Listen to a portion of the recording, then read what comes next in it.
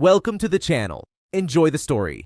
On an early September morning, New York moves in its usual rhythm. It is the 11th of September, 2001.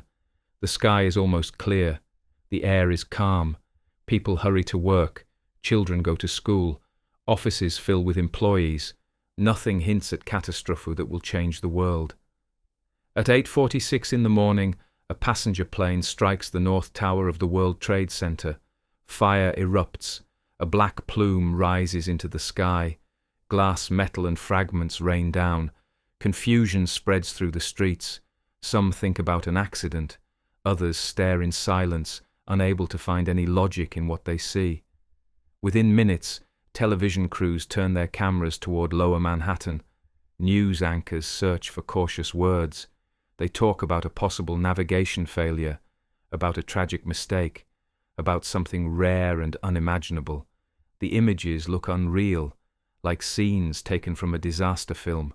Reality still resists the idea of a deliberate attack. At 9:03 in the morning, a second plane hits the South Tower. The impact unfolds live before millions of viewers. The explosion tears the calm blue sky. Flames burst outward. Now there is no room for doubt. This is not a coincidence. This is a planned strike. Someone decided that thousands of ordinary people could become targets. Both towers burn. Floors collapse one upon another. Smoke pours from broken windows. Sirens echo between the buildings.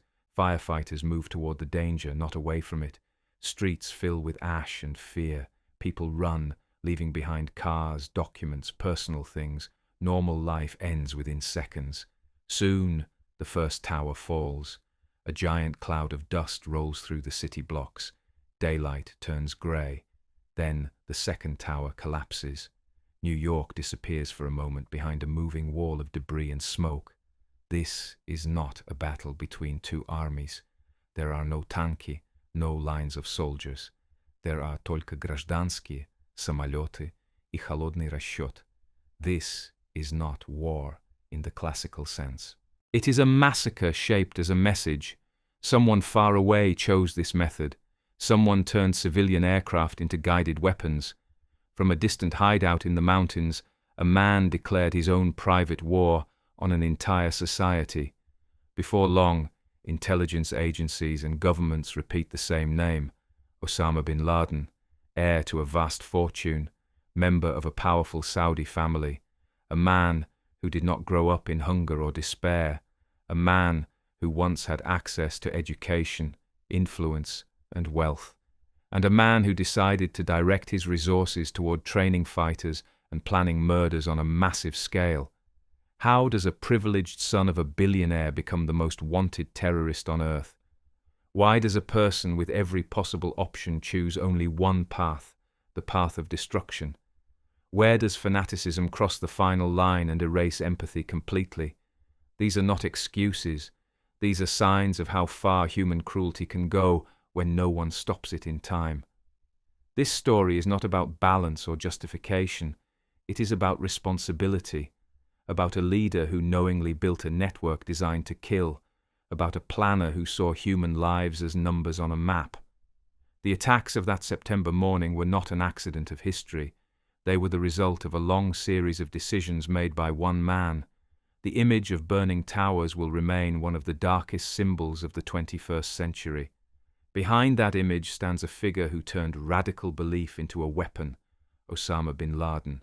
From wealthy heir to architect of terror, his path shows how a single person can scar an entire era through deliberate violence and ruthless calculation. 1957. In the desert heat of Riyadh, the capital of Saudi Arabia is pushing itself into a new age. Oil money is redrawing the city. New roads cut through old neighborhoods. Cranes rise where there were only low houses. In the middle of this changing landscape, a child is born into one of the richest clans in the kingdom. His given name is Osama.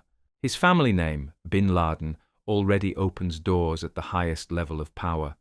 His father, Mohammed bin Laden, is not a scholar or a prince. He is a builder, a man who arrived from Yemen with nothing and turned himself into the main contractor of the royal family. His company wins the most sacred and profitable jobs in the country.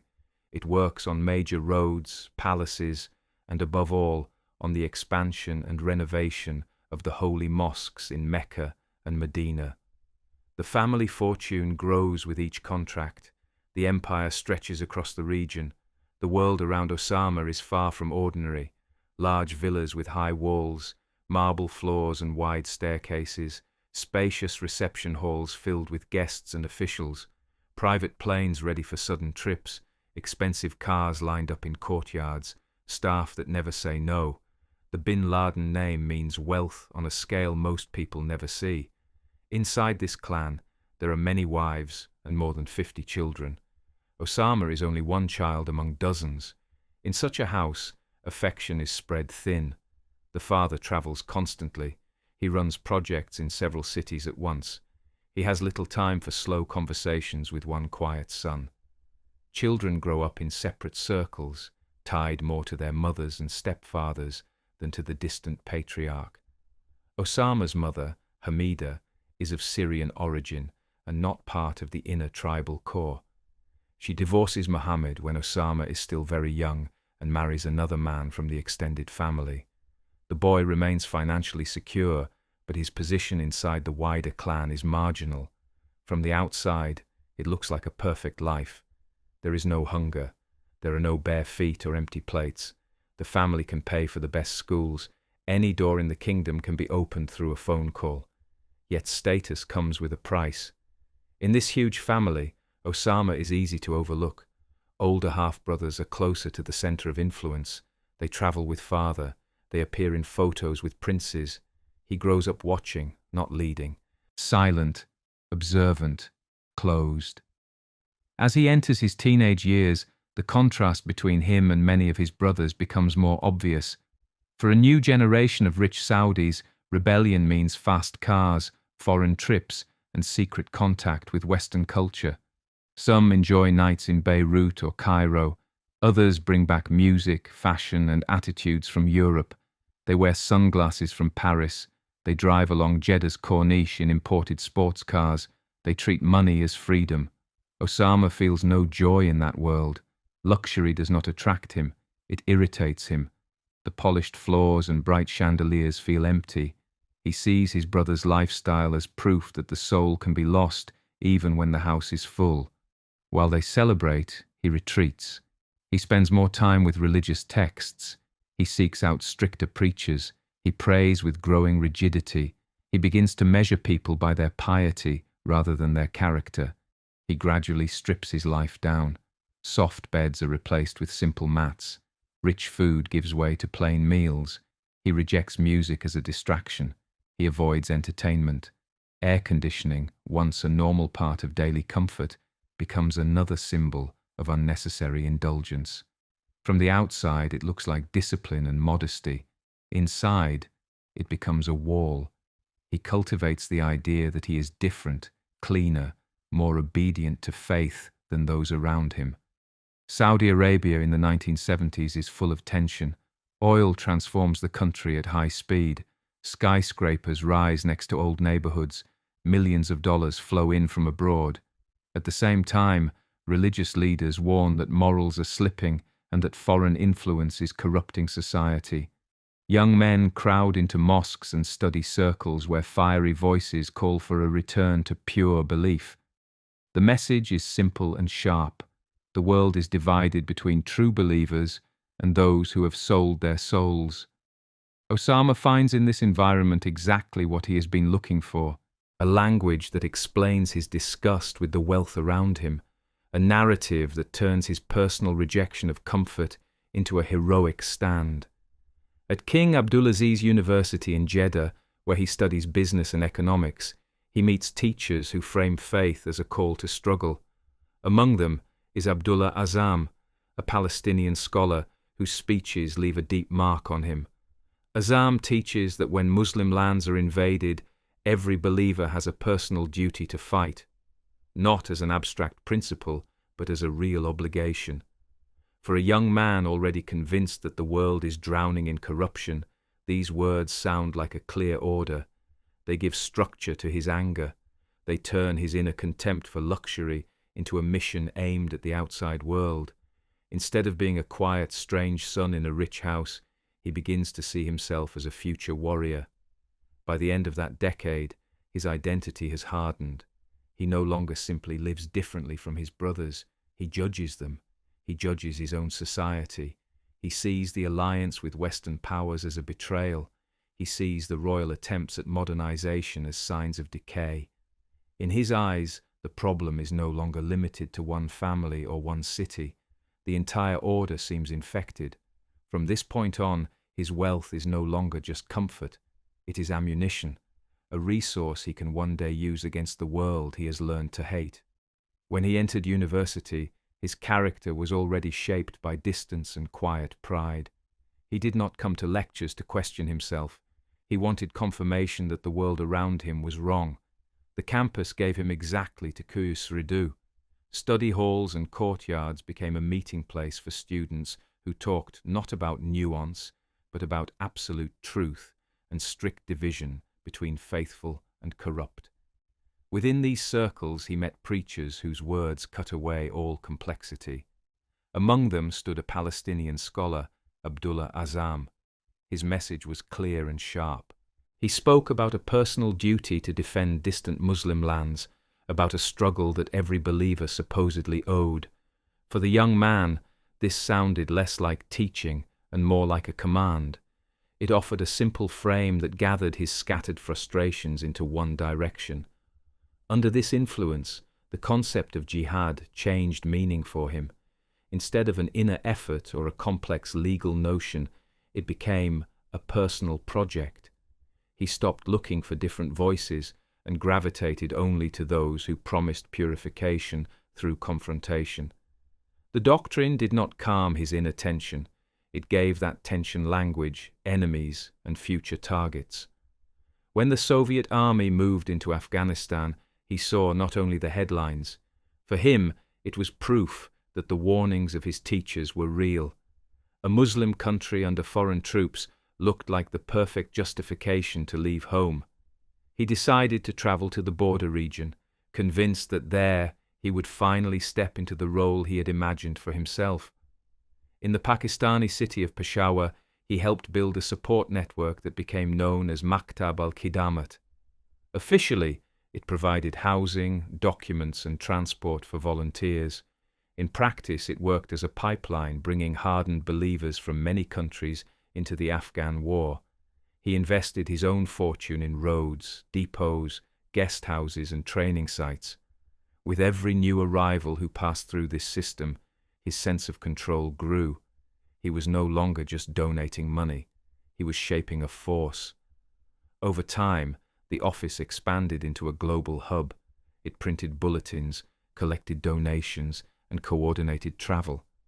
Young men answered its calls from the Gulf, North Africa, and beyond. They reached the camps, received weapons, and learned to live under fire. For him, the logistical charts and lists of names were not just paperwork. They were proof that his decisions could move bodies across continents and into combat. The clash near the Afghan village of Jaji marked a turning point for him. His group faced Soviet units in rough terrain. The fighters lacked experience and suffered many losses, yet the engagement was later told as a bold stand. He was present not as a distant financier, but within reach of the gunfire. The mud, the explosions, the fear and the survival gave him a new kind of confidence. After that battle, he drew a dangerous lesson. He became convinced that organized violence could change reality faster than words or negotiations. Money, which once only bought comfort, now bought weapons, supplies, and loyalty. People followed his orders because their lives depended on the structure he had built.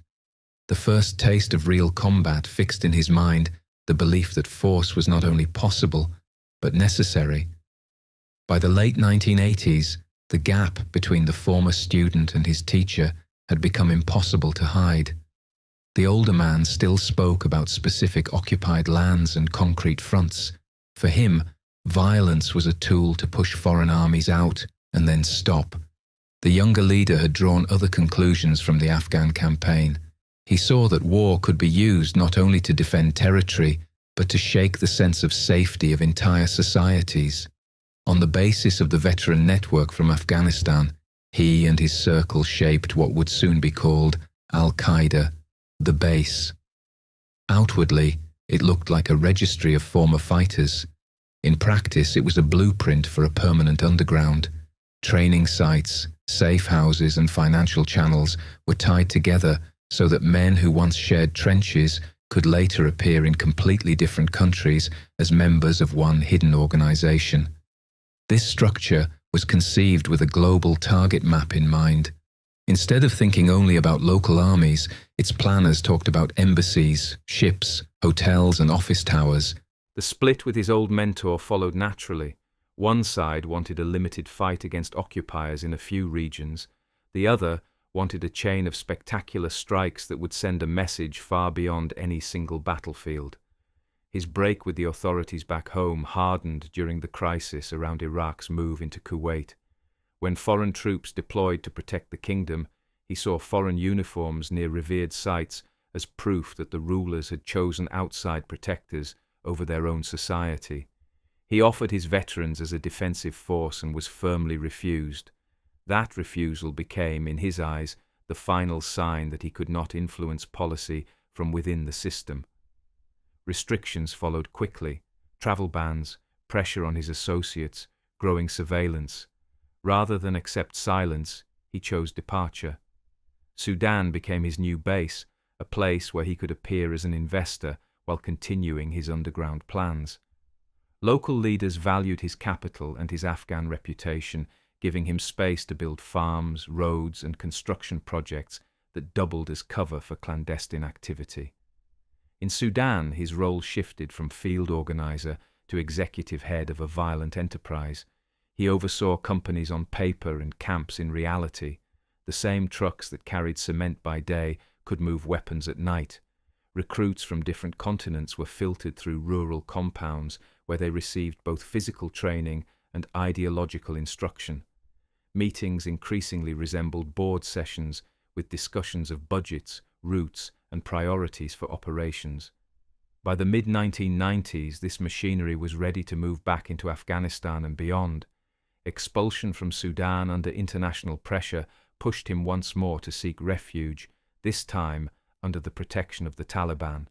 There, the structures refined in exile were transplanted into a country with almost no outside oversight.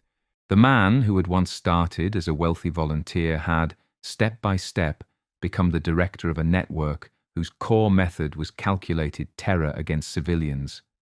The bomb under the business towers in the early 1990s did not bring them down, but it showed that even massive concrete structures could be shaken from within.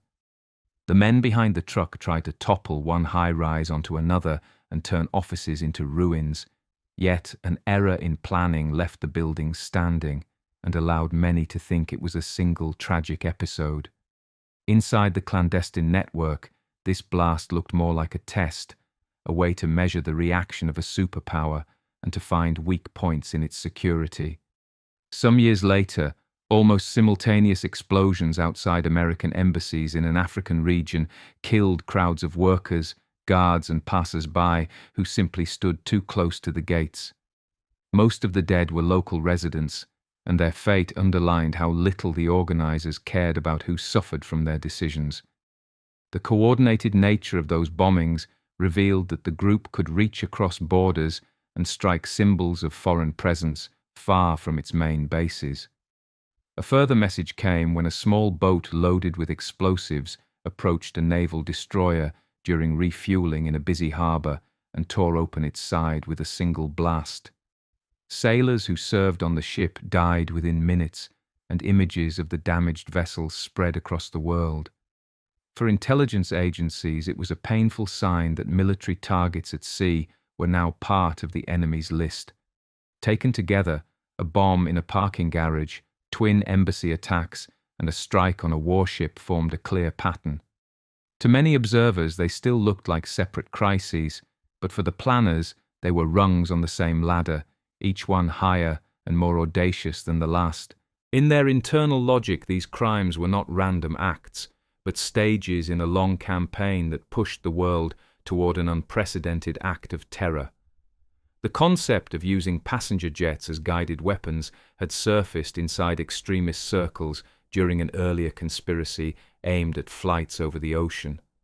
That scheme collapsed under police pressure, but the idea remained attractive to militants who wanted a dramatic blow that cameras could not ignore.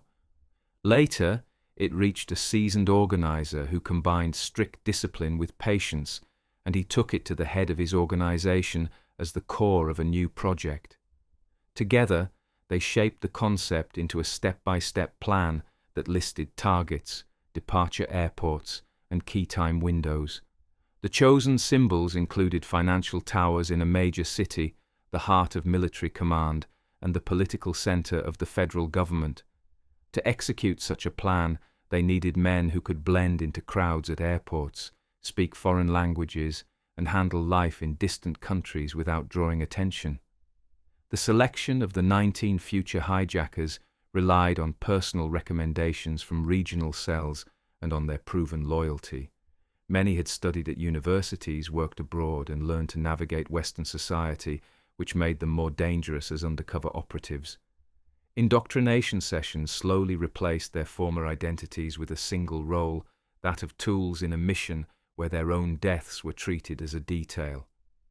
After basic paramilitary training, the core group traveled through different countries and settled in Europe and North America. They rented modest apartments, opened bank accounts, enrolled in language courses and flight schools, and built a daily routine that looked ordinary from the outside. Security services noticed fragments of suspicious behavior, but separate warnings stayed locked inside different offices and never merged into a full picture. On the eve of the attacks, the 19 men were already positioned near 3 airports on the eastern side of the continent, with tickets in their hands and clear instructions in their minds. In the morning, they boarded 4 flights among hundreds of other travelers who knew nothing about the true nature of their seatmates. Shortly after takeoff, small blades appeared in the aisles, crew members were threatened or killed, and the pilots lost control of their cabins. 2 planes were steered into the twin towers of the financial complex, one into the headquarters of the defense establishment, while the last jet crashed in a field when passengers fought back and forced it down before it could reach another landmark. Thousands of people lost their lives within a few hours, not because of natural disaster or mechanical failure, but because a small group had turned civil aviation into a weapon. The men at the center of this plot were not heroes or martyrs. They were conscious perpetrators of mass murder who used training, secrecy, and the trust of strangers to carry out their crime. On a clear morning, ordinary passengers boarded several planes that soon turned into tools of mass murder. Within a short span of time, the hijackers forced their way into the cockpits and sent the aircraft toward landmarks that symbolized economic strength and military power. Office workers, tourists, and crew members became victims in a crime whose scale the world had never seen before. Television channels showed in real time how towers burned and then collapsed, sending clouds of dust through narrow streets and burying parked cars, ambulances, and people under layers of ash. Emergency services, volunteers, and random passers-by tried to pull survivors from the ruins, while new reports confirmed that another jet had hit the National Defense Headquarters. The final death toll ran into several thousands, and entire families disappeared in a single morning. Soon after, a broad coalition sent troops into the mountainous country that had sheltered the network behind the attacks. Armored vehicles rolled along dusty roads, aircraft struck training camps, and local allies pushed fighters out of towns into high valleys. In a remote cave complex, the group's leader narrowly avoided capture and slipped across the border, while many of his followers died in tunnels and ravines. From that escape began a long manhunt in which intelligence agencies spent vast sums of money and many years of work. Investigators understood that such an organization could not function without trusted couriers, so they traced contacts, car movements, and unusual houses in different cities. Step by step, this method led them to a walled compound in a quiet garrison town not far from a military academy. The building stood out because its residents burned their trash, avoided phone lines, and rarely appeared in public. A tall figure walked in the inner yard at regular hours, and surveillance teams compared his outline with old photographs and biometric data. Analysts concluded that the man who had once boasted on video about using aircraft as weapons was hiding behind those concrete walls, living a restricted but not harsh life. Political leaders approved a covert raid carried out by a small group of special forces flying from a nearby base under cover of darkness. The helicopters crossed the border at low altitude and landed inside and beside the compound, where one aircraft suffered mechanical troubles but still delivered its passengers. The soldiers used explosives to open doors, moved through the building, and separated women and children from armed guards. On the top floor they found the main target, who briefly tried to shield himself with a family member before being shot in a short exchange. His death took place in a narrow room, without speeches or negotiations, bringing to an end the decade in which he had been the world's most wanted fugitive. The body was removed, identified, and then buried at sea in accordance with official statements that aimed to prevent any future shrine.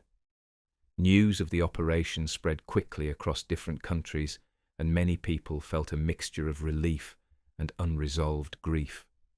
The man, who had once appeared in propaganda recordings as a confident commander, left the world as a silent corpse carried down a staircase. His downfall did not erase the harm he had caused, but it showed that even the most careful planner cannot rely forever on walls, guards, and fear to stay beyond the reach of justice. His life ended in a short, violent moment, but the harm he caused did not stop that night. The beliefs he spread kept moving from person to person like a dangerous poison in people's thoughts. Even years later, new attacks and new groups appeared that copied his methods. The network he created broke into smaller pieces, yet some parts continued to work in secret. Different followers formed their own cells in several countries and tried to act quietly. They did not create schools, hospitals, or inventions. They focused only on scaring people and gaining power through fear. In places destroyed by war, even more brutal movements grew out of his ideas.